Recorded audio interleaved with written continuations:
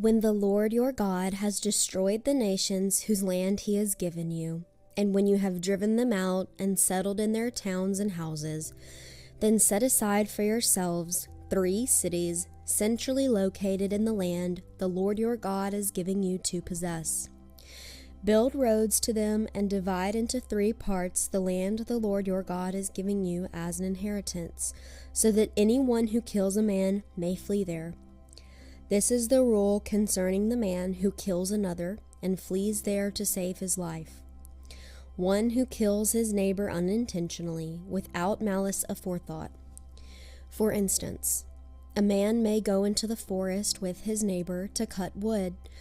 As he swings his axe to fell a tree, the head may fly off and hit his neighbor and kill him. That man may flee to one of these cities and save his life.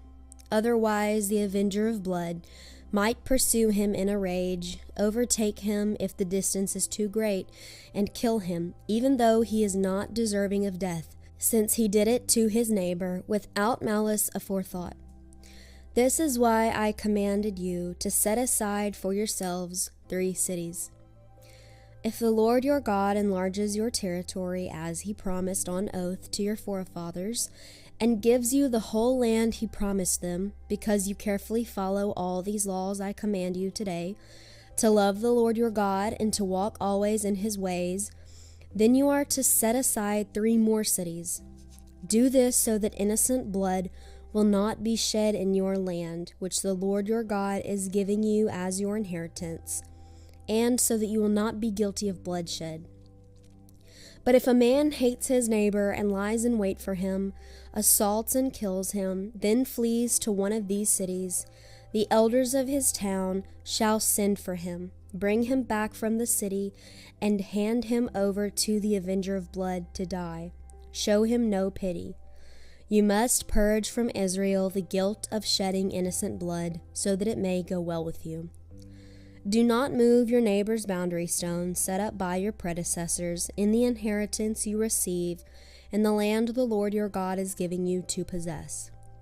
One witness is not enough to convict a man accused of any crime or offense he may have committed. A matter must be established by the testimony of 2 or 3 witnesses. If a malicious witness takes the stand to accuse a man of a crime, the 2 men involved in the dispute must stand in the presence of the Lord before the priests and the judges who are in office at the time. The judges must make a thorough investigation, and if the witness proves to be a liar, giving false testimony against his brother, then do to him as he intended to do to his brother. You must purge the evil from among you. The rest of the people will hear of this and be afraid, and never again will such an evil thing be done among you. Show no pity, life for life, eye for eye, tooth for tooth, hand for hand, foot for foot.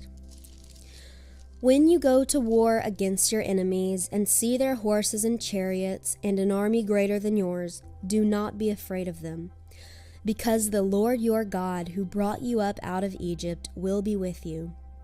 When you are about to go into battle, the priest shall come forward and address the army. He shall say, Hear, O Israel, today you are going into battle against your enemies. Do not be faint-hearted or afraid. Do not be terrified or give way to panic before them. For the Lord your God is the one who goes with you to fight for you against your enemies to give you victory. The officer shall say to the army, Has anyone built a new house and not dedicated it? Let him go home, or he may die in battle, and someone else may dedicate it. Has anyone planted a vineyard and not begun to enjoy it? Let him go home, or he may die in battle, and someone else enjoy it. Has anyone become pledged to a woman and not married her? Let him go home, or he may die in battle, and someone else marry her. Then the officers shall add, Is any man afraid or faint-hearted? Let him go home, so that his brothers will not become disheartened too. When the officers have finished speaking to the army, they shall appoint commanders over it. When you march up to attack a city, make its people an offer of peace. If they accept and open their gates, all the people in it shall be subjected to forced labor, and shall work for you. If they refuse to make peace, and they engage you in battle, lay siege to that city. When the Lord your God delivers it into your hand, put to the sword all the men in it. As for the women, the children, the livestock, and everything else in the city, you may take these as plunder for yourselves, and you may use the plunder the Lord your God gives you from your enemies. This is how you are to treat all the cities that are at a distance from you and do not belong to the nations nearby. However, in the cities of the nations the Lord your God is giving you as an inheritance, do not leave alive anything that breathes. Completely destroy them: the Hittites, Amorites, Canaanites, Perizzites, Hivites, and Jebusites, as the Lord your God has commanded you. Otherwise, they will teach you to follow all the detestable things they do in worshiping their gods, and you will sin against the Lord your God. When you lay siege to a city for a long time, fighting against it to capture it, do not destroy its trees by putting an axe to them, because you can eat their fruit. Do not cut them down. Are the trees of the field people, that you should besiege them? However, you may cut down trees that you know are not fruit trees, and use them to build siege works until the city at war with you falls.